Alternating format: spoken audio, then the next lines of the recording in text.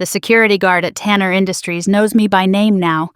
Every Thursday for the past 3 months, I've shown up at the lobby, hoping to catch a glimpse of my ex-fiancé Colton.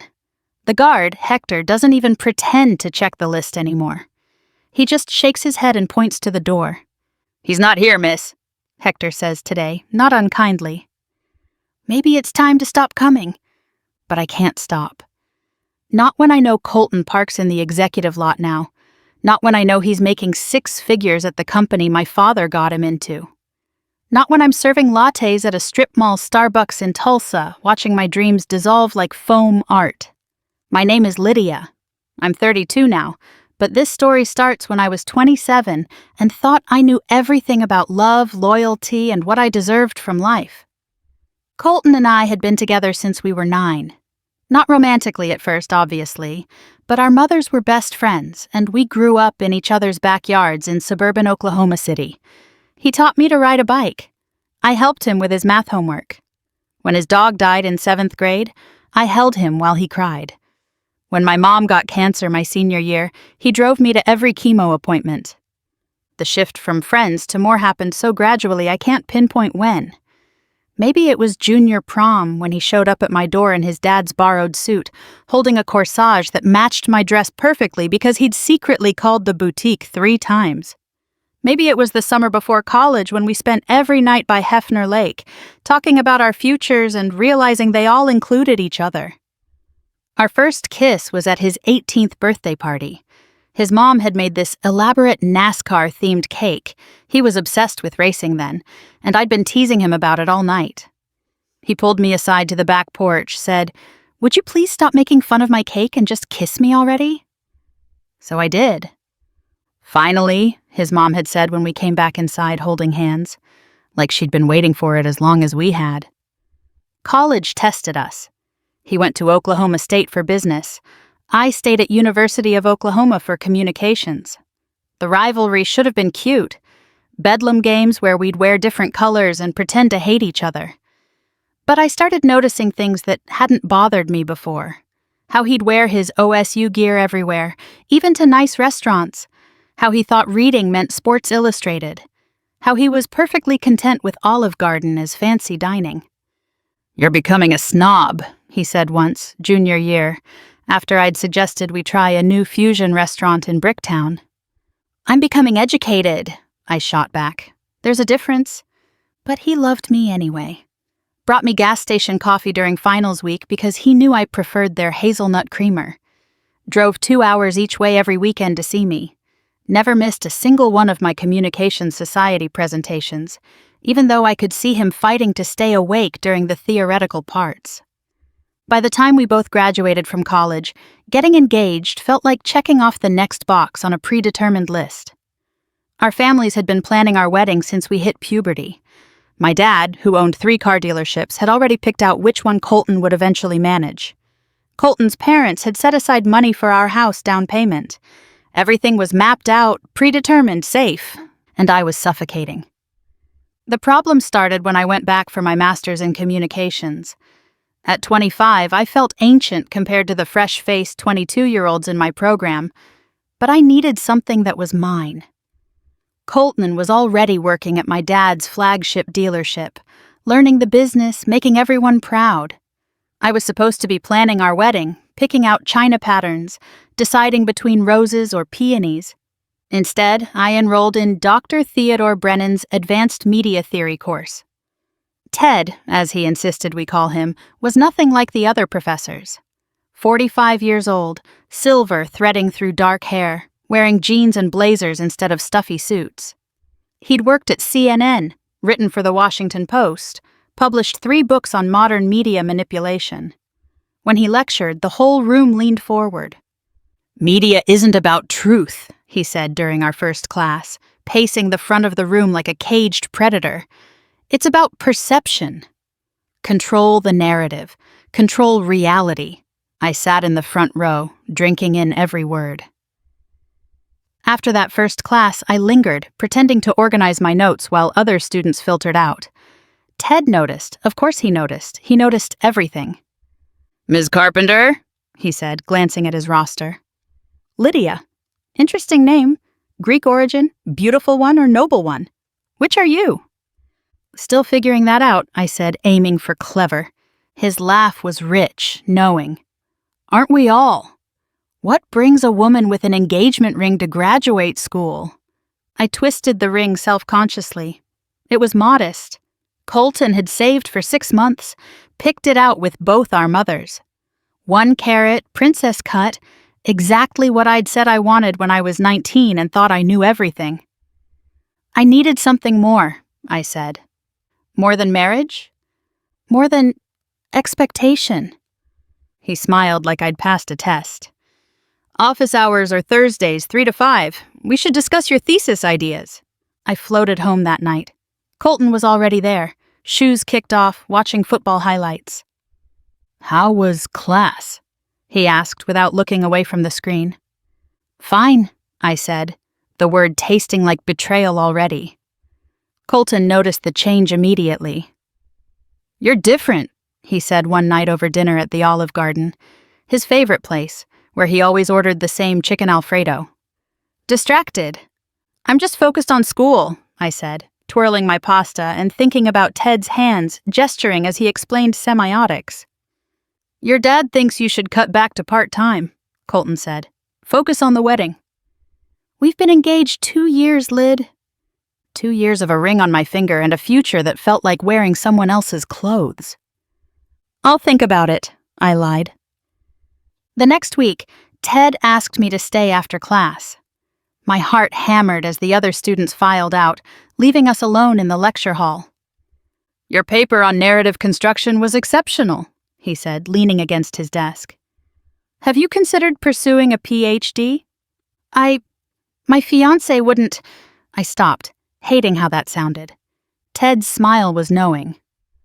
Ah, the fiancé. Let me guess, business major, stable job, thinks your academic pursuits are a cute hobby? My face burned because he was exactly right. You're too intelligent to waste on someone who doesn't appreciate your mind, Lydia. That night I told Colton about the PhD possibility. He laughed, actually laughed. Come on, Lyd, more school. We're supposed to start trying for kids after the wedding. Your dad's counting on grandchildren to spoil. What if I don't want kids right away? He looked at me like I'd suggested moving to Mars. That's the plan. Our plan. Since forever. But it wasn't my plan, it was everyone else's plan for me. I started staying late after Ted's classes. First just to discuss readings, then to debate theory over coffee, then to have wine at his campus office while his wife thought he was grading papers. She doesn't understand my work, Ted told me one evening, his hand resting on my knee. 20 years of marriage, and she still thinks I'm wasting my talent in academia. You're not wasting anything, I breathed. You're brilliant. The first kiss tasted like Merlot and possibility. I should have felt guilty. Colton was at home, probably meal prepping chicken and rice for the week, texting me about wedding venues. But all I felt was alive, electric, like I'd been sleepwalking for 27 years and finally woke up. You're special, Lydia, Ted murmured against my neck. Not many students can keep up with me intellectually. I believed him. God help me, I believed every word. The affair consumed me. I'd tell Colton I was working on my thesis while I was in Ted's bed at the faculty apartments. I'd claim study groups when we were at conferences in Dallas, pretending to be strangers during the day and tearing each other's clothes off at night. I saved every text, every email, every photo he sent. The first time we slept together was in November, in his office after everyone had gone home. I'd stayed to discuss my paper on manufactured consent, and somehow we'd ended up pressed against his bookshelf, Chomsky and McLuhan watching as he lifted my skirt. This is wrong, I gasped, even as I pulled him closer. The best things usually are, he murmured, and I let myself believe it. Afterward, as I fixed my smudged lipstick in his private bathroom, I felt transformed. This was what I'd been missing. Passion that came from intellectual connection, desire born from debates about theory and meaning. Not the comfortable, predictable intimacy I had with Colton, where he'd set a timer for foreplay because he'd read somewhere that women needed 15 minutes. Ted made me feel brilliant. He'd quote my papers in class, catch my eye when making a point I'd argued in private. Our affair was an ongoing seminar, where bodies were texts, and every touch was a thesis statement. "You're glowing," Colton said one night at dinner. We were at Olive Garden, again, and he'd ordered chicken Alfredo. Again. Must be all that studying paying off. Must be, I agreed, thinking of how Ted had bent me over his desk 3 hours earlier, whispering about Baudrillard while making me forget my own name. The lies came so easily they scared me. Study group ran late, meeting with my advisor, extra research at the library. Colton believed them all because why wouldn't he? I'd never lied to him before. We'd built 18 years of trust, and I was cashing it in one deception at a time, which was monumentally stupid. But I was drunk on being chosen by someone who mattered. Someone whose name appeared in academic journals, who had been on cable news, who spoke 4 languages and had lived in Paris. "After your graduate degree," Ted promised, "we'll go to Europe. I'll show you real culture, not this Oklahoma small-town nonsense." I wrote him long emails about our future together, how I'd leave Colton after graduation, how we'd move to New York or Chicago, how I'd get a job at a real publication while he wrote his next book. I told him things I'd never told anyone, how trapped I felt, how Colton's touch made my skin crawl, how I lay awake imagining a different life. "I love you," I typed at 3 a.m., while Colton snored beside me. "You're everything he's not. Sophisticated, intellectual, worldly. I'd run away with you tomorrow if you asked." "Soon," Ted replied. "After the semester ends, I just need time to sort things with Margaret." Margaret.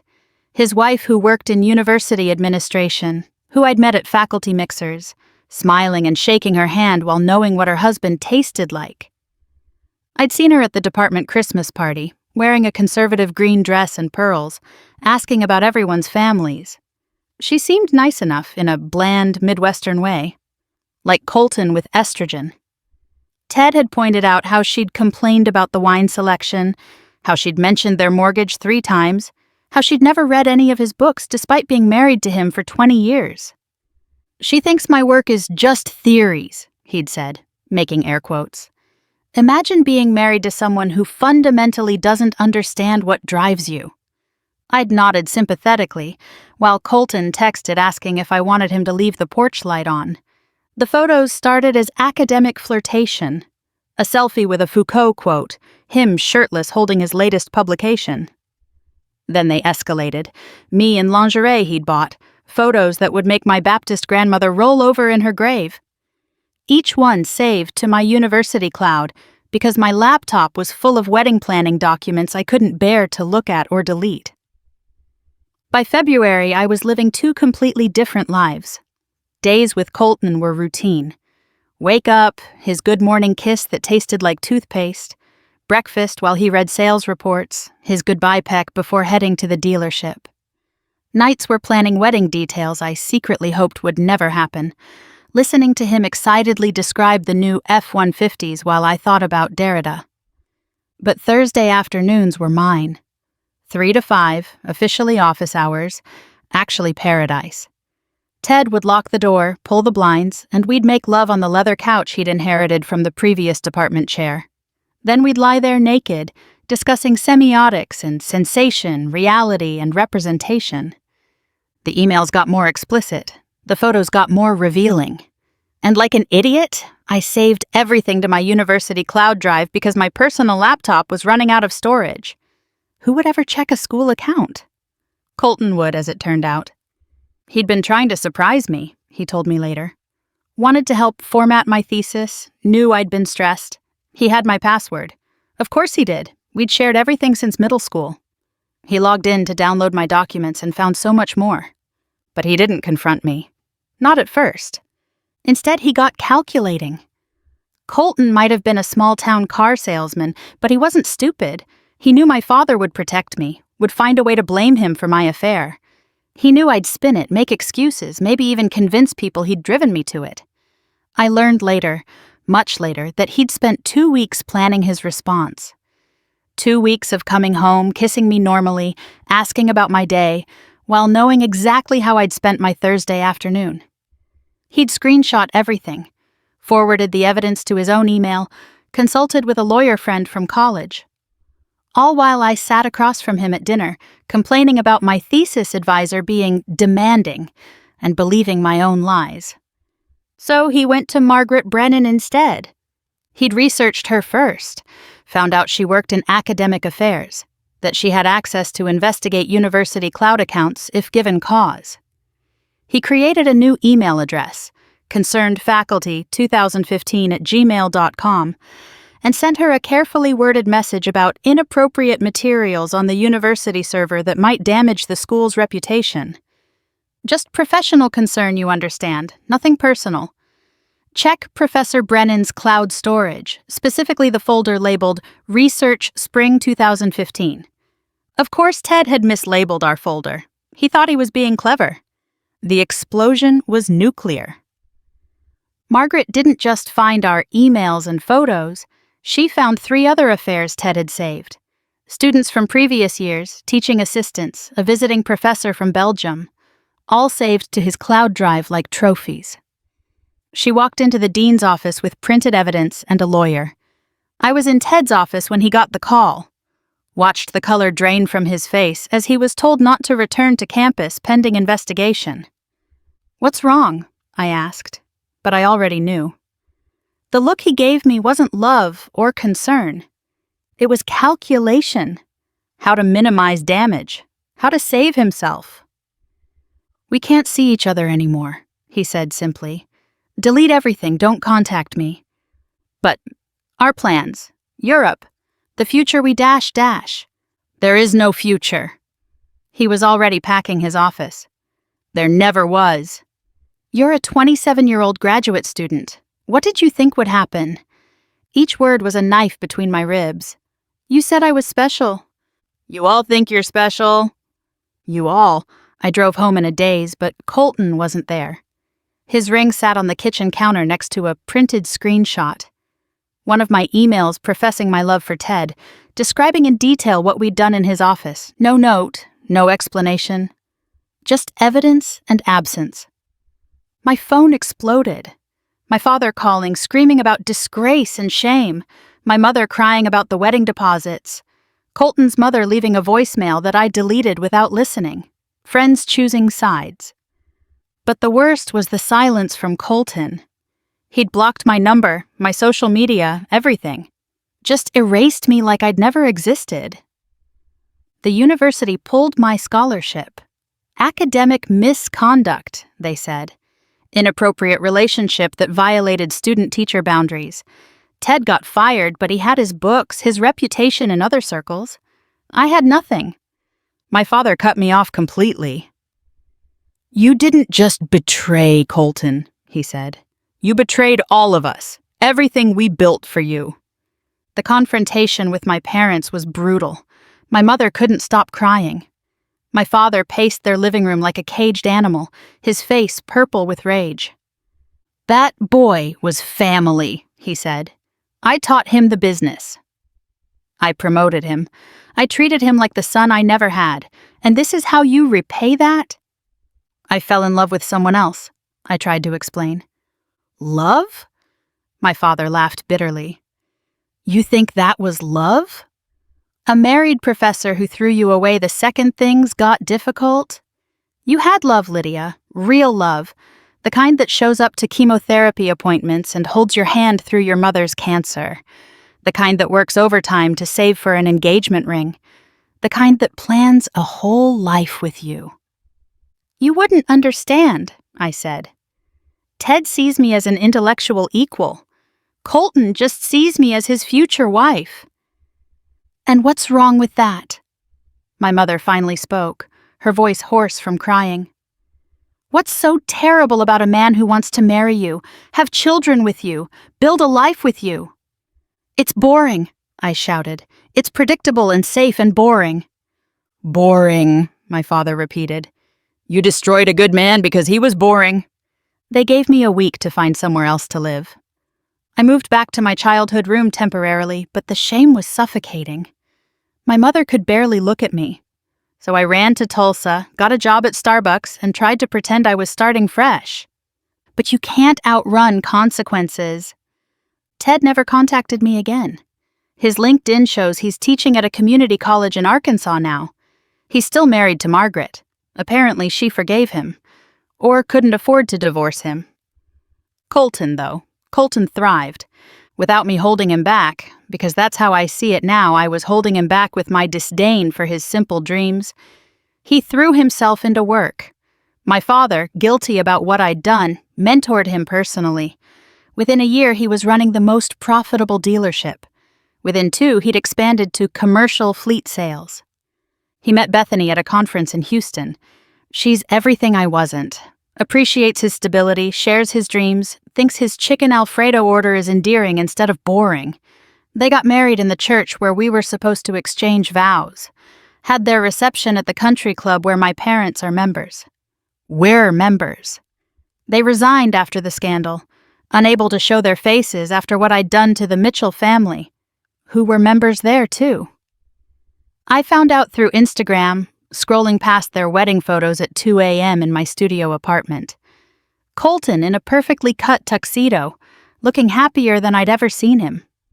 Bethany gazing at him like he hung the moon I'd been too sophisticated to notice. They have 2 kids now. A house in Edmond with a pool. Season tickets to Thunder games. The life I was supposed to have, executed perfectly without me. And me? I'm 32. Making $12 an hour plus tips, living paycheck to paycheck. My master's degree is worthless without the connections to use it. My father won't speak to me. My mother sends birthday cards with no money inside. I've tried dating, but the men who hit on baristas aren't looking for intellectual stimulation. They see a washed-up woman with a useless degree and daddy issues. When they find out about my past, and they always do, Tulsa's not that big, they either run or think I'm easy. You traded a diamond for costume jewelry, my last boyfriend said when he dumped me. And you're still trying to convince yourself it was worth it. He wasn't wrong. I still email Ted sometimes, from new addresses he blocks one by one, reminding him of promises made in the dark, of the future he painted so vividly I could taste it. He never responds. I check Colton's company website obsessively. Read every article about his business success. He's featured in Oklahoma Business Monthly regularly now. From heartbreak to happiness, how Colton Mitchell built a sales empire. They always mention his devoted wife, his beautiful family, his bright future. They never mention me. It's like I've been erased from his story completely. Last month I saw his parents at the grocery store. His mother looked through me like I was invisible. His father paused, seemed about to say something, then shook his head and moved on. I abandoned my cart and sat in my car crying for an hour. The worst part isn't the poverty or the loneliness or the shame. It's knowing that I did this to myself. That Colton loved me, really loved me for 18 years. And I threw it away for a few months of feeling special to someone who collected girls like me. I couldn't compare to him, I'd written about Colton. But the truth is, Ted couldn't compare to Colton. Colton was real, steady, true. Ted was smoke and mirrors, a performance I was too naive to see through. Sometimes I dream about parallel universes. One where I never took Ted's class, where I planned the wedding instead, picked roses over peonies, honeymooned in Cabo like we'd discussed, where I learned to appreciate chicken Alfredo and stability and a man who'd loved me since we were children.